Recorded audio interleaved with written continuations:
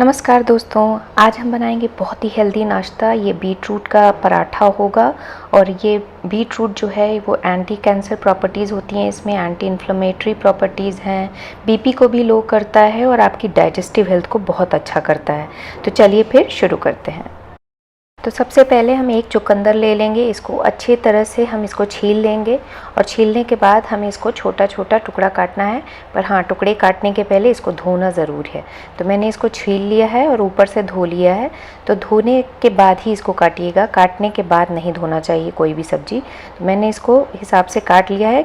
थोड़े बड़े ही काटेंगे, बहुत छोटे भी नहीं काटने, क्योंकि अंत में हमें इसको पीसना है। ये पराठा बहुत ही इजी होता है, बहुत फटाफट बनता है। तो अब इसमें जो है हमने चुकंदर डाल दिया ग्राइंडर जार में, और इसमें हम एक अदरक का टुकड़ा डाल देंगे। एक छोटा मतलब 1 इंच का टुकड़ा आप ले लीजिएगा, बस इतना ही डालना है और नमक डालना है। इसको जो है थोड़ा सा पानी डाल के हम इसको पीस लेंगे। पीसना बहुत महीन है, तो मैं पानी डालना भूल गई थी। अब थोड़ा सा देखिए मैं पानी डाल दूँगी इसमें, करीब 2 बड़े चम्मच आपको पानी डालना है। और पानी डालने के बाद इसको बहुत ही महीन पीसिएगा। जितना महीन पीसेंगे उतना अच्छा आपका पराठा बनेगा। तो कुछ इसी तरह से हम पीस लेंगे। अब चलते हैं पराठे के अंदर डालने वाली चीज़ों को बनाने के लिए। तो मैंने 2 बड़े प्याज लिए हैं यहाँ पे, और उनको थोड़ा सा हिसाब से आप काट लीजिए। और इसमें मिर्च आप अपने हिसाब से डालिएगा। हरी मिर्च मैंने 1 ली है, आप अपने हिसाब से डालिएगा। और लहसुन थोड़ा ज़्यादा डालिएगा।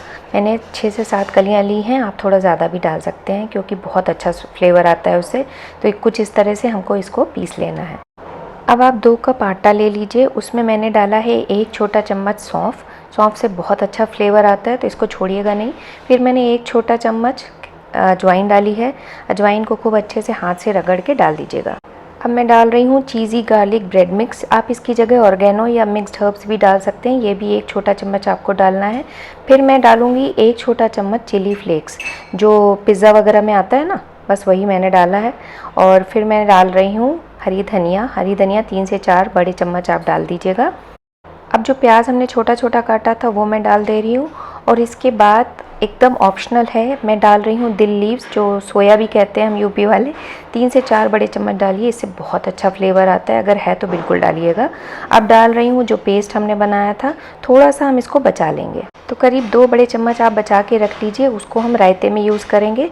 अब इसमें डाल रही हूँ मैं 1 बड़ा चम्मच घी डालिएगा तो बहुत अच्छी खुशबू आएगी।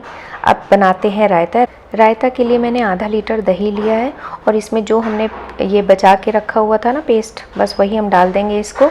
और उसको आप जो बचा हुआ ये बचता है इसमें ना, इसको फेंकिएगा नहीं। इसमें हम पानी डाल के इससे आटा गूँदेंगे। तो अब रायते में कुछ नहीं, बस यही पेस्ट मिलाना है। और अब हम डालेंगे इसमें नमक आप नॉर्मल रेगुलर वाला नमक भी डाल सकते हैं, नहीं तो आप काला नमक भी डाल सकते हैं। बस रायते में ज़्यादा कुछ मत करिएगा, इतने से ही बहुत अच्छा फ्लेवर आ जाता है। तो बस रायता आप ढक के रख दीजिए। रायता हमारा बन गया है।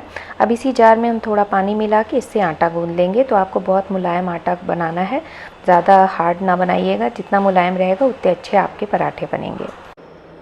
तो जितना पानी की ज़रूरत है आप उतना पानी मिला के, वही वाला पानी मिला के हम आटा बना लेंगे। और ऊपर से आप घी या तेल लगा लीजिएगा, तो आटा आपका बहुत सॉफ्ट बनेगा और अच्छा भी रहेगा टेक्सचर उसका। बस 10 मिनट के लिए इसको ढक दीजिए। तो अब बनाते हैं पराठा हम। पराठे के लिए आपको मीडियम साइज़ की लोइयाँ बनानी हैं। लोई बना के आप जब बेलेंगे इसको, तो बहुत महीन मत बेलिएगा, थोड़ा सा मोटा रखिएगा थिकनेस, तो अच्छा लगेगा इस पराठा आपका। और जिस शेप में आपको बनाना है उस शेप में बनाइए। मैं यहाँ पे गोल गोल बना रही हूँ, क्योंकि बच्चों को वो वाला शेप ज़्यादा अच्छा लगता है। ट्रायंगुलर खा खा के वो बोर हो जाते हैं, तो वही मैं बना रही हूँ। आप लोग बीट रूट के पराठे में और क्या क्या डालते हैं मुझे लिख के ज़रूर बताइएगा। मुझे भी जानने का मन करता है कि बाकी लोग सब कैसे बनाते हैं। मैं तो ऐसे ही बनाती हूँ, बच्चों को अच्छा भी लगता है। और अगर आपको अच्छा लगे तो लिख के ज़रूर बताइएगा। तो घी मैंने गरम कर लिया है। अब दोनों साइड से अलट पलट के हम घी लगा लगा के बनाएंगे। इसमें घी ही लगाइएगा, घी से बहुत अच्छा फ्लेवर आता है। तो अब मेरा पराठा भी ऑलमोस्ट रेडी हो गया है।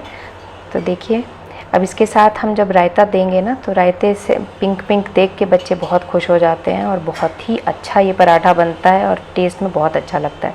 देखिए कितना सॉफ्ट बना है। तो हमारा पराठा और रायता दोनों रेडी है, और देख के बहुत ही स्वादिष्ट लग रहा है।